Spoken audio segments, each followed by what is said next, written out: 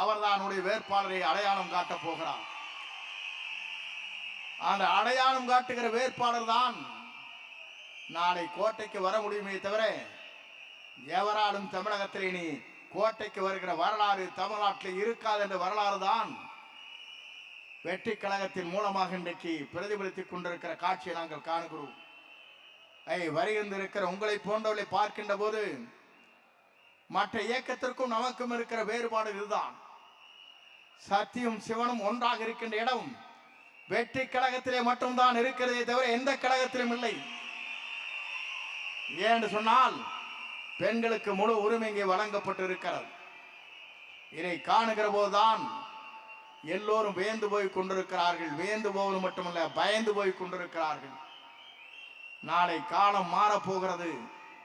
நீங்கள் கவலைப்பட தேவையில்லை. 90 நாட்கள் தான். உங்களை பார்த்த அனைத்து அதிகாரிகளும் வாருங்கள், அமருங்கள், நீங்கள் என்ன சொல்லுகிறீர்கள் அதை கேட்கிறோம் என்று சொல்லுகின்ற காலம் மிக விரைவிலே இருக்கிறது என்பதை நீங்கள் மனதிலே வைத்து 234 தொகுதியில் அவர்தான் வெற்றி பெறுவார், அவர்தான் கோட்டைக்கு வருவார் என்ற வரலாற்றை தமிழ்நாட்டை நாம் படைப்போம். வாருங்கள், நல்ல பணிகளை ஆற்றுங்கள்.